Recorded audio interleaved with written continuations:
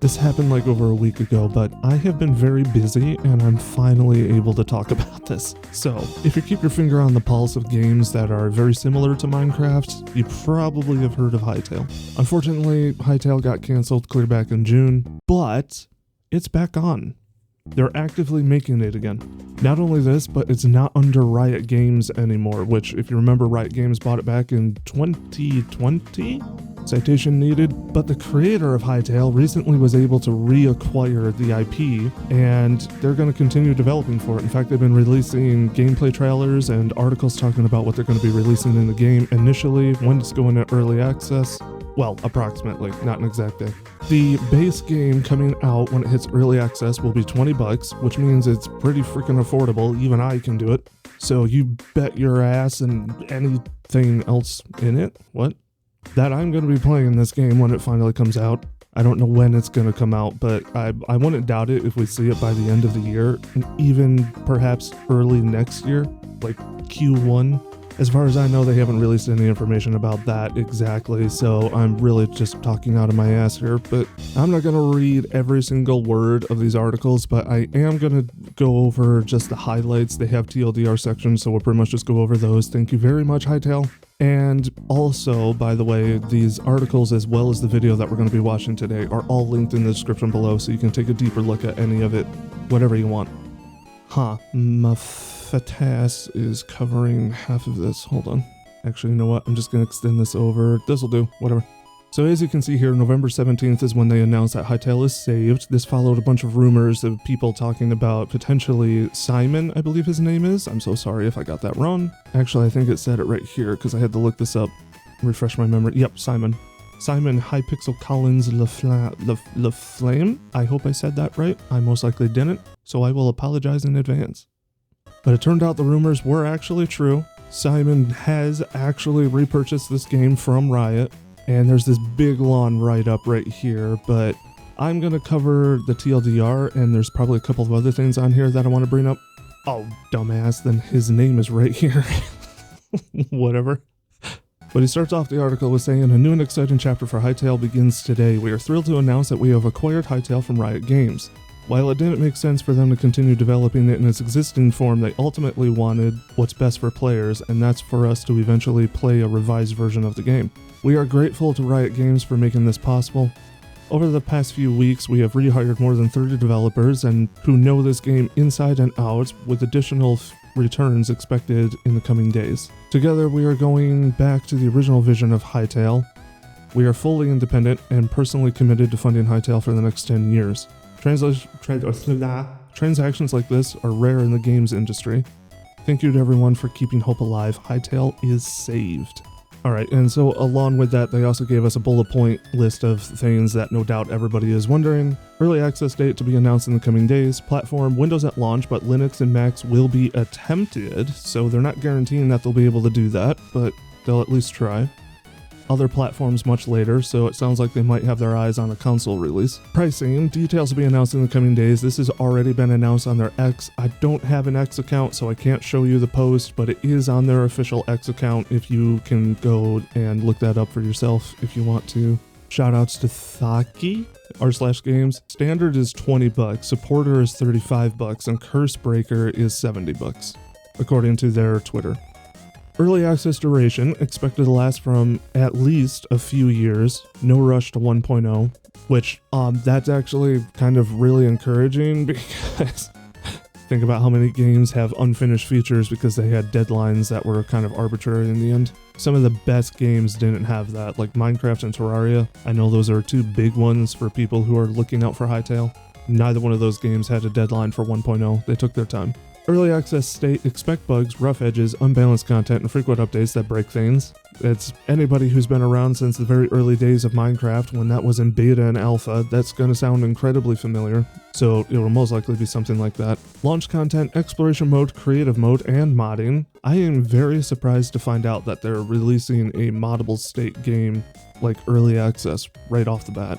They're not the first, but in fact, speaking of, Minecraft and Terraria both had that too. What won't be released at launch is the minigames and adventure mode. Both come later, dedicated team for the minigames specifically. I don't know how much crossover there will be for Hypixel minigames into Hytale. In fact, I don't know if releasing Hytale will eventually phase out Hypixel servers for Minecraft or not. I don't really know what their plan is there. And as far as I know, they don't really explain it here. Ownership, we own 100% of Hytale, repurchased from Riot Games, funding 10-year personal funding commitment, no investors or publishers. The game build is using a previous engine from the trailer. Modding is available at launch, run your own servers, and create custom content, just like Minecraft pretty much. And then there's this big long write-up that you can read in your own time if you want to. I do just want to read this though, because this says a lot about the Hytale team. On June 23rd, 2025, it was announced that the development of Hytale was ending and PyxlCRUSH Studios would wind down. When we saw the community's reaction, we knew we had to act. Although we hadn't been involved with Hytale since 2020, Hytale and its community have always been something we cherished. We made an offer to Riot Games without seeing the full state of the project. Knowing the massive risks involved, we dove in headfirst, no risk, no Hytale. We negotiated the deal, rehired 30 developers, secured funding, and made the call to return to the legacy engine and original vision. They're really taking quite a risk of doing this. If it lives up to even half the hype that's surrounding it, then this is going to be a really, really good game. I mean, think of other games too. Like Minecraft is obviously the king of the hill, and nothing will ever dethrone Minecraft. But there's also games like Vintage Story. That one is very popular. People love that one. I have a feeling this one will pretty much go over just as well. I'm also going to link this article.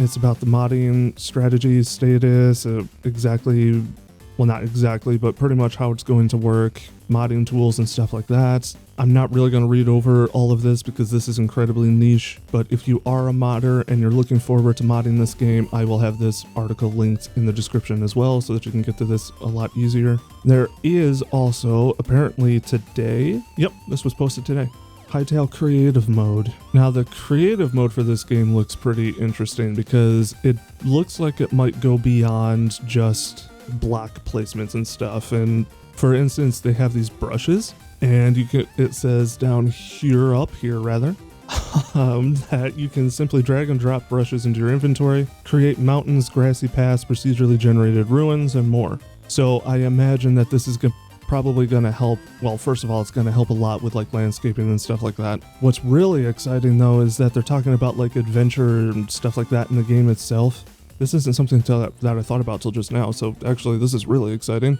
All of the adventure map capabilities. I can't even imagine what that's going to look like. And there's some more stuff. There's player model changers, NPC browsers, prefab browsers. So it looks like there's going to be a community-driven prefab download and sharing. There's a pace tool, a machinima tool. Of course, there's going to be flying modes.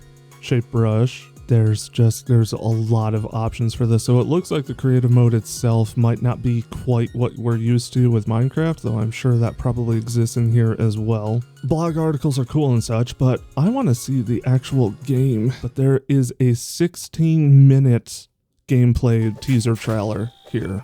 And like the very first thing that I notice is how freaking smooth the game runs. I mean, look at that. That is like consistent 60 FPS at the very least.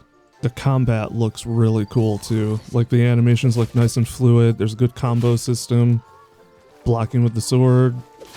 Quick radial menu apparently. Shield bashing. The world generation looks really good too.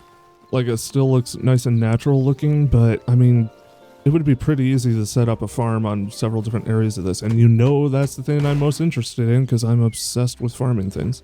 I've got like a bow charging mechanic that reminds me so much of Monster Hunter. There's crossbows, multi-fire, rapid fire crossbows. One thing I am noticing is that there's enemies everywhere. So, I mean, that first area, it wasn't like as dense as it is here. So it almost makes me wonder if it's like a Valheim situation where certain biomes have more monsters than others. We got a big two-handed mace with a pummel smash right there. The enemy in the background is casting something from a staff. I'm looking at that food in his hotbar and I'm like, I'm waiting to see if that's what heals him. Yep. He's gonna chow down the apple. Yep, there you go. And that gives him regen for a small amount of time. Ooh, that health regen rate is abysmal. I hope that's just because it was an apple. Maybe there's like a saturation mechanic or something, and depending on what you eat, it'll regen faster. Oh, wow, but this area looks really cool. Oh, those things are creepy. I like the camera movement too, like it's smooth. Like the item that you're holding lags behind just a little bit. Kind of gives that sense of motion a little better. And the lighting looks really good too. Even though I don't like bugs or dark caves, I know that this game is going to be compared to Minecraft, and unfortunate reality that we live in is people are just going to do that. I mean, there's similarities, of course, so it's not like they're wrong to do so, but I'm just afraid of what those comparisons will do to either game's marketability. Like, people already tribalize over petty things. But to be honest, this game looks like it has more than enough of its own identity. Oh, it's like a totem. Something flying. Yeah, that. The hell is that? Okay, that's creepy. I like the enemy design so far. Like they're recognizable, they're familiar, but they're also unique. Like they're putting their own twist on things. I was hoping to see some more of like the neutral passive mobs as well. Somebody left their mic on while they were recording this. Cool that it has a world map built in. Man, just looking around and like taking in the environments and stuff and looking at the enemies. I cannot wait to see the lore videos and like world theory videos and stuff like that for this game. Oh. Alright, well that oh my goodness, back the hell up. Above my head where that little scroll bar is, when he starts scrolling down, look how little it moves. Like he's scrolling quite a distance and that thing is barely moving. How freaking many NPCs and animals and crap are in this game? Oh, we're flying. Flying mechanic looks nice. There's no drift. There's one criticism I can give Minecraft's creative mode. I really friggin' wish I could turn off that drift. It's so annoying. He's got a gun? What the hell? Okay, it shoots arrows? Oh, this area looks amazing too. This whole freaking game looks amazing.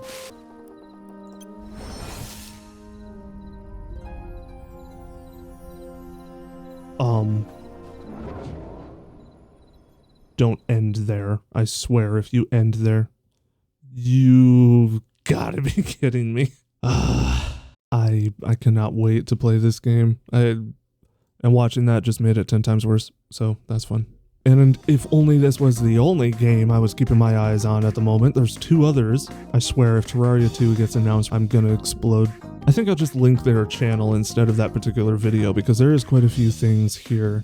Since 8 days ago, Zone 3 teaser, there's that video we just watched, there's the asset editor for people who are interested in modding, there's the Hytale creative mode gameplay for 27 minutes, showing off the brushes and stuff by the looks, probably everything else too. This is incredibly exciting. I cannot freaking wait for all of this. Alright. But that's just catching you up on everything here. I just figured I'd go ahead and make this video because I was talking about this in the Discord when it got canceled and it seemed like everybody who knew about it was pretty disappointed, pretty sad, pretty bummed out. And then I was late to make this video, but you know, kind of worked out because we got some creative mode details, if I can speak. But that's going to do it for this one. So, as always, like and share the video if you enjoyed, subscribe if you want to see more, and especially if you want to see more Hytale, because when this puppy comes out, I'm going to be playing the absolute shit out of it. So, thanks for watching. Hope you have a great day, and I'll see you in the next video. See ya.